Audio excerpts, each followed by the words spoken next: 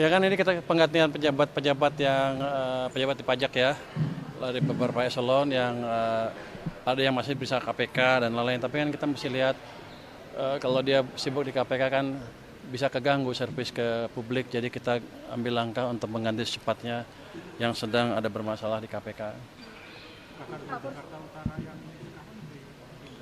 Ya dipindah, diganti, diistirahatkan dulu sementara. Diistirahatkan dulu sementara. Di rumah kan nanti kita cari jabatan yang pas untuk beliau.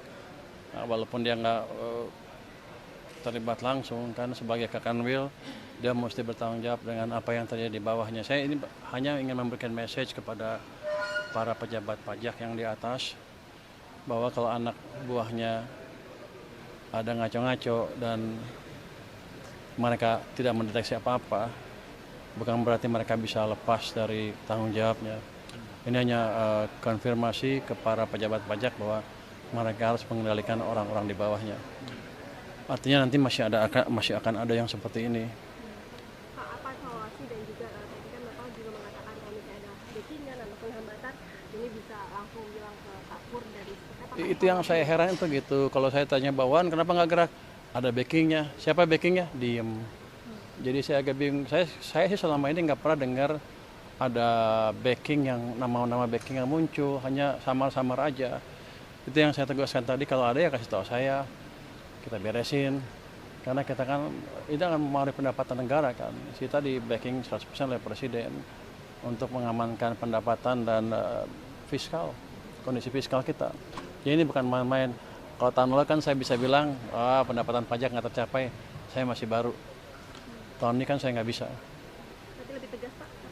Ya kita beresin betul, kita akan tindak tegas secara berimbang dalam pengertian nggak asal ganti-ganti aja tanpa strategi yang jelas. Pak Pur, ini kan soal rupiah lagi Pak Pur. Ini kan kemarin Pak Ferry mengatakan bahwa salah satu yang menyebabkan rupiah anjlok ini karena sentimen terhadap pencalonan Mas Thomas.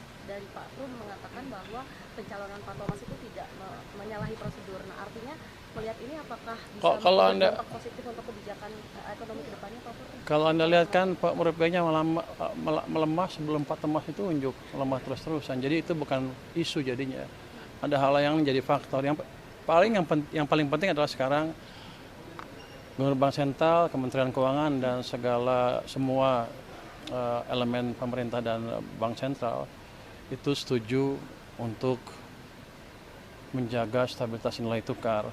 Dan kita percaya Bank Sentral punya strategi yang pas lah untuk mengendalikan nilai tukar.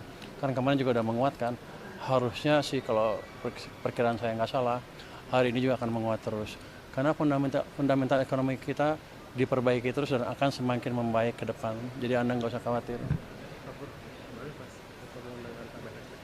Gimana? Pertemuan dengan Pak Dasko di sana itu kan juga ada Pak Dasko ya.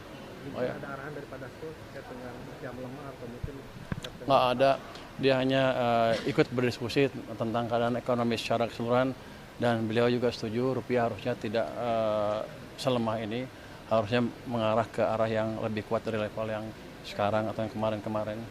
Jadi Anda nggak usah khawatir bahwa rupiah itu akan men-trigger krisis ekonomi.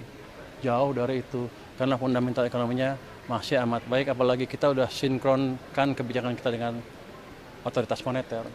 Jadi ke depan ekonomi akan makin cepat. Investor akan merealisasikan rencana investasinya, yang asing juga akan masuk ke ini, rupiah akan terus menguat. Anda lihat, pasar modal kan menguat kencang. Apa perlunya buat kita? Karena banyak orang bilang nggak ada hubungannya kantong gua katanya. Pasar modal semacam bendera ke investor seluruh dunia. Di sini ada perubahan positif yang terjadi. Kalau nggak ada kenaikan pasar modal yang kencang seperti itu, investor nggak akan lihat sini. Tapi begitu lihat, ada perubahan nih. Dia mulai lihat fondasinya betul apa nggak membaik. Itu udah modal yang bagus sekali. Kalau nggak dilihat, kapan mau masuk? Tapi begitu dilihat kita membaik betul, dia mulai masuk. Jadi Anda jangan menganggap nggak penting pergerakan di pasar modal karena itu bendera ke banyak investor. Jadi FDI kayaknya akan mulai banyak masuk ke sini. Pak terkait tabungan yang Anda Bapak cek tadi itu tabungannya yang Bapak cek terbatas di pejabat eselon 1 dan 2 atau sampai ke pejabat eselon 3 dan pelaksana? Saya punya akses untuk pejabat saya. semuanya. Tapi yang saya periksa sampai eselon 3. Karena yang mau naikkan yang itu nanti kalau yang di bawah menaik kita lihat lagi. Tapi sebagian besar eselon 1 juga saya lihat. Jago-jago mereka. Flat aja uangnya. Tapi mungkin juga mereka bagus. Tapi kita lihat, mengandalkan LHKPN atau yang di luar? Oh itu rahasia. Di luar LHKPN juga kita lihat masuk akal apa enggak. Terus bandingkan dengan uangnya yang di bank dari tahun ke tahun kayak gimana. Jadi nggak bisa sembunyi lagi pejabat-pejabat kami dari security apa? Pengawasan kita ya. Mudah-mudahan ke depan membaik dengan adanya itu.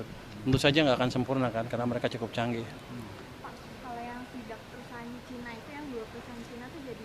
Tadinya mau minggu ini ya kita lihat minggu depan. Karena mepet rupanya minggu ini kan ada KSSK hari Senin itu, jadi mundur semuanya. Tapi minggu depan pasti akan kita kerjakan tuh. Oh, hari Senin KSSK, Pak? Kan ada fit and propernya Pak Tommy. Enggak. Jumat ini KSSK. Enggak, minggu kemarin di DPR kan rapat KSSK DPR, jadi mundur semua.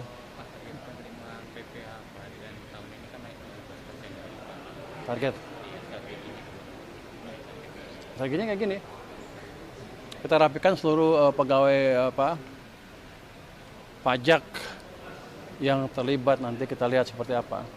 Harusnya sih kalau saya buat seperti ini, setiap ada masalah saya approach, terus yang kalau saya curiga kita ganti dari atas sampai bawah. Harusnya akan membaik tuh pendapatan pajak kita. Tapi target PPh 21 itu turun 20% Pak tahun ini dibanding tahun lalu, itu kenapa Pak? Anda tahu kan ekonominya seperti apa? Jadi pajak itu nggak bisa lepas dari ekonomi. Kalau ekonomi melambat, pasti pajaknya melambat kan. Kalau Anda lihat kan tax collection to GDP ratio, kan biasanya angka di fix gitu, nggak geser-geser. Kalau GDP-nya turun, tax-nya juga turun kira-kira gitu. Itu perilaku yang ada di sistem kita sampai saat ini. Kecuali saya bisa perbaiki efisiensi pengumpulan pajaknya dengan cara seperti ini dan mempromosikan orang-orang yang betul-betul baik di lingkungan pajak dan bea cukai, kita akan bisa naikkan itu. Tapi kalau ekonominya melambat terus ya nggak bisa. Makanya tahun ini kita pastikan kita coba ke level yang paling lebih cepat lagi. Di APBN kan 5,4 2026. Kalau saya sih mau dorong ke arah 6%, mudah-mudahan bisa tercapai. Kalau kita sinkron dengan Bank Sentral dan kita perbaiki iklim investasi dan kita rapikan kebocoran-kebocoran termasuk melindungi pasar domestik dari barang-barang ilegal, harusnya kita bisa tumbuh 6% dengan tidak terlalu rumit, tidak terlalu susah di tahun ini. Jadi saya perlindungan domestik kan udah baru sebagian tuh, kan belum selesai. Nanti kita kerjakan lagi. Ini jalan terus di belakang, tapi belum ada yang besar. Tapi nanti begitu kita undang teman-teman media untuk melihat apa yang kita kerjakan ya. Sekarang kita udah ada LNSW, Lembaga National Single Window, itu bisa ngelihat data dengan cukup detail. Jadi saya pernah sebutkan juga data pengapalan beberapa perusahaan itu kelihatan under invoicingnya di sini. Di sini harganya setengah di harga di tujuan sananya tuh. Jadi saya bisa tagihan 5% lebih itu tambahan nanti tahun ini kalau saya bisa buktikan. Udah terbukti sih, tinggal kita kejar aja.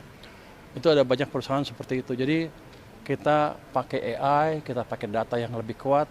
Itu datanya sebagian kan mereka pikir kita cuma bisa tahu data di sini sama di Singapura.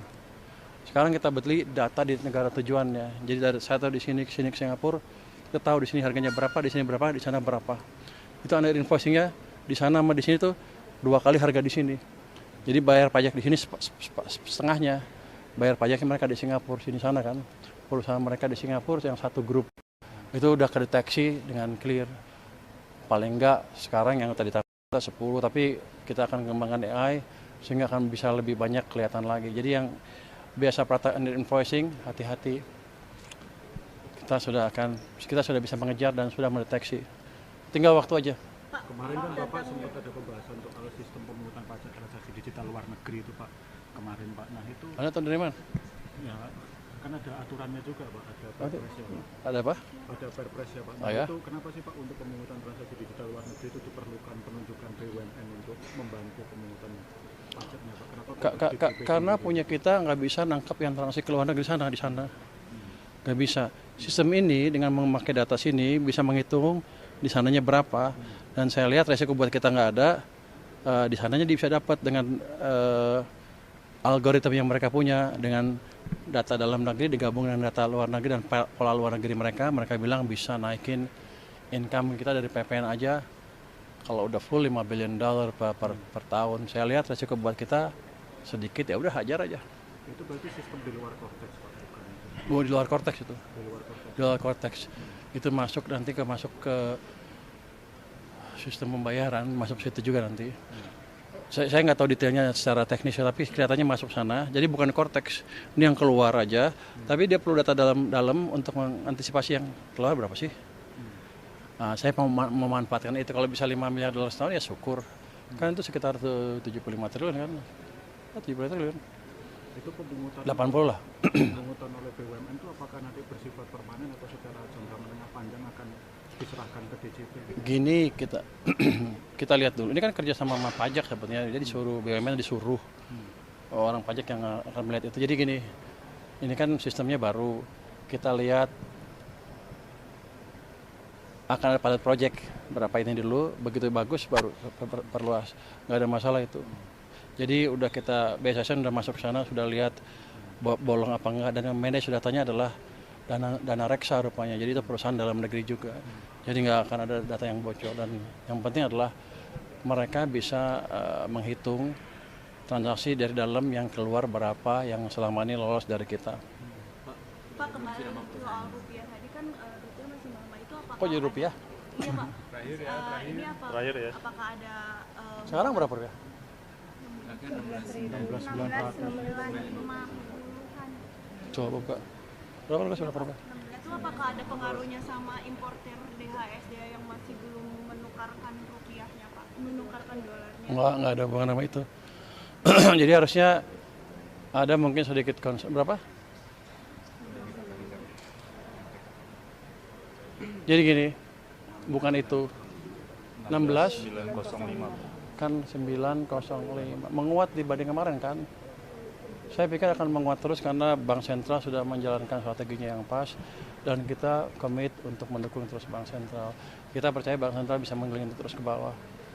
Kalau Anda lihat kan Oktober atau November, Desember, Januari kapital netnya inflow. Jadi harusnya dengan strategi Bank Sentral yang baru nggak terlalu nilai tukar. Oke, makasih ya. Siap.